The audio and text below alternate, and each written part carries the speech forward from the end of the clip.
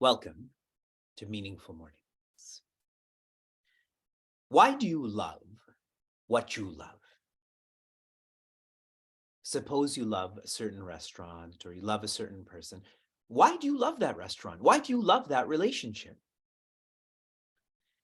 If you distill all of the externalities, you love this because you feel that this brings you joy.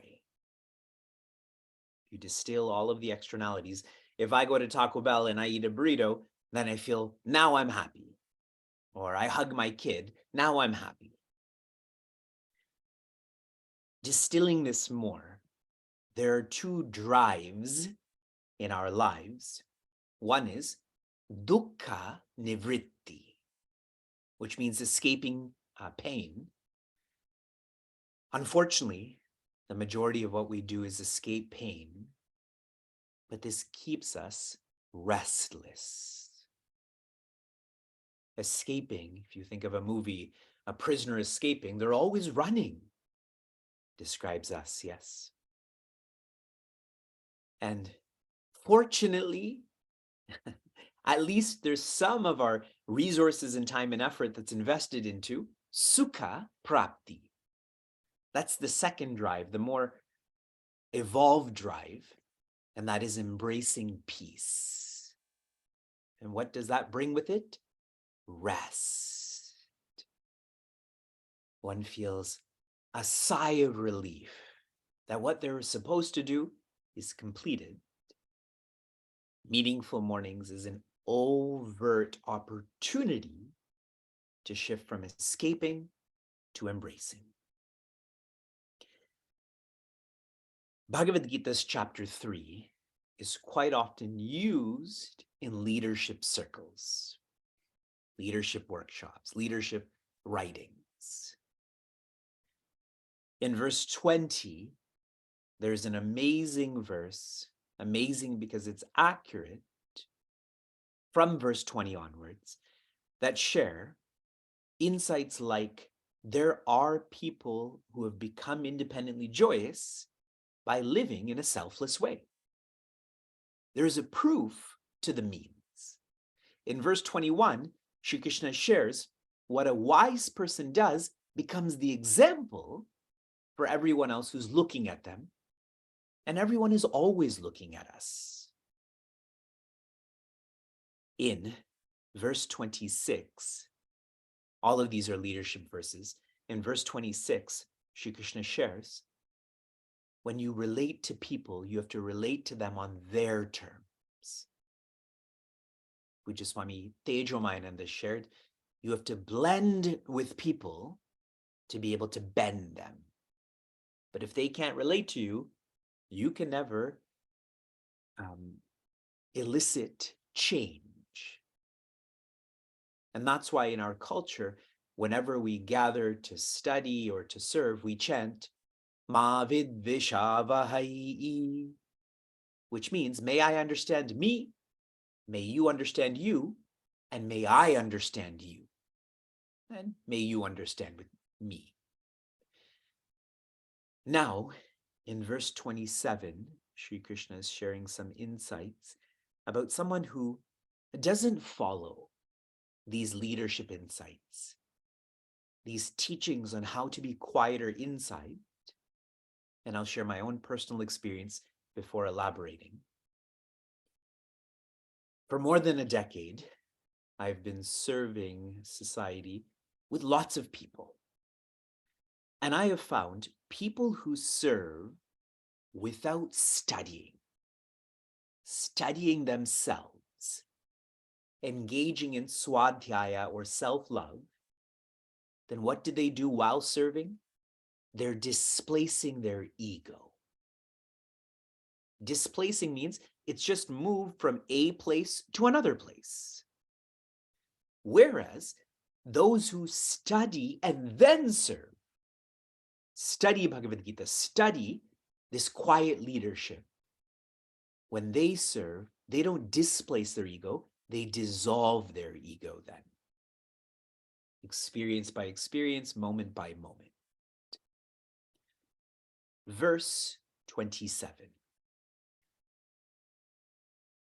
Prakriti kriyamanani gunaih karmani sarvashaha ahankara vimudhatma kartaham iti manyate.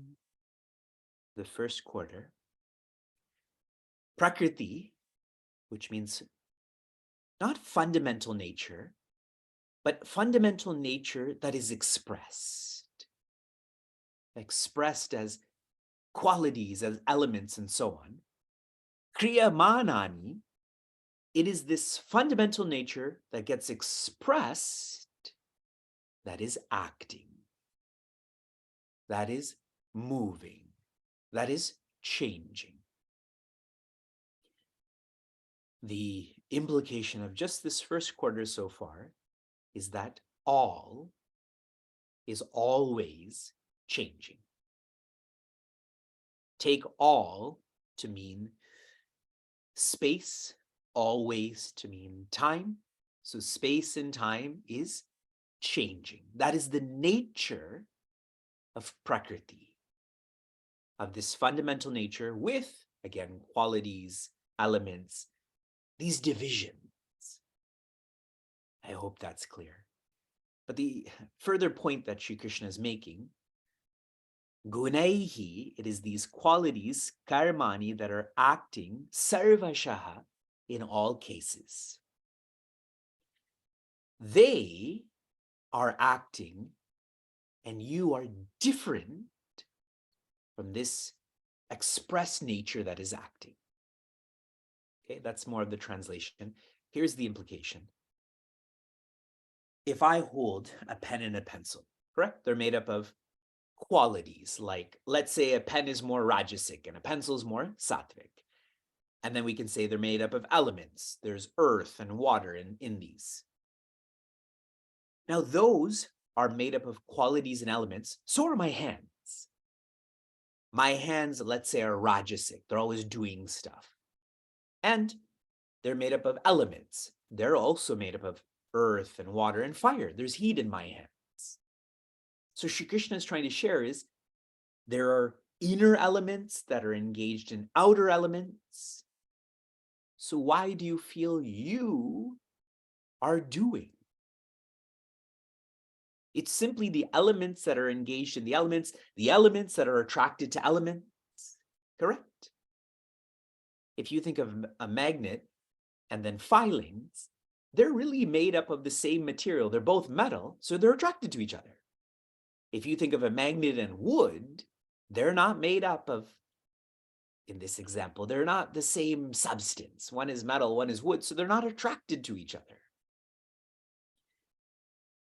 Ahankara vimudhatma, the one who is identified in the wrong way, wrong atma, they're not mudha, but vimudha.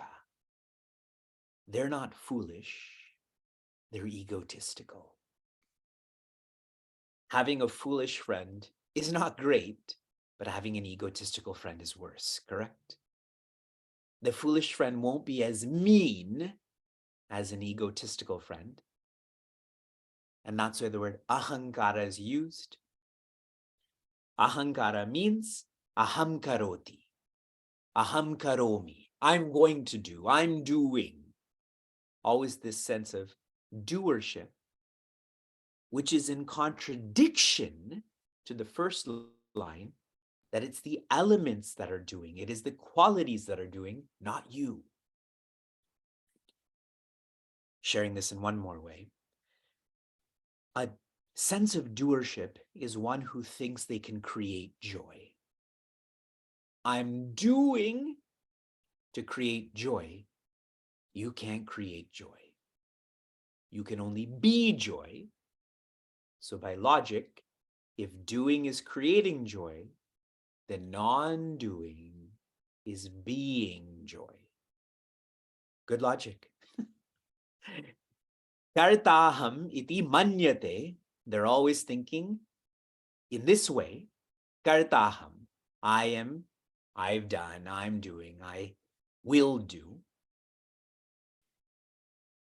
This is the wrong, it may even be the right action, but with the wrong attitude. So it leads to the wrong Atma, that I feel I'm the ego. And so no Ananda then. I just keep escaping pain. I've shared many ways to feel less doership, but here's one more. Dharma. Dharma is when you're engaged in your responsibilities. When you are more steady and sincere with this, you start to feel lighter. Imagine the ego is very heavy. And if I'm engaged in my responsibilities, I start to feel this is my opportunity. You feel like you're doing less and you're more of an instrument. So you feel lighter. And the fulfillment of being lighter, or a further feeling from this, is you're the observer. You start to observe that the hands are holding the pencil. So from doership to instrumentship, more refined than this is observership, then being. Okay? So follow your responsibilities. You'll feel like you're an instrument. Then go deeper and be the observer. The nature of Atma is awareness. How that gets expressed is you're observing, so you're closer to the right Atma then. From inspiration to application, your application was to change a circumstance, a negative one, into a positive one. Externally, you can't do that. Suppose there's a lot of garbage on my driveway and I clean it all out. And so you feel, wow, that went from negative to positive. But if I'm doing this in a cranky way, it's still negative, correct? The negative can be turned into positive only by your vision, by focusing on the strengths of this opportunity. Your application for this morning is, as you interact with people you feel are not strong leaders, accept them and adapt to them. And as you interact with people who you feel are strong leaders, observe them and enjoy them. Internalize them, imbibe that good leadership.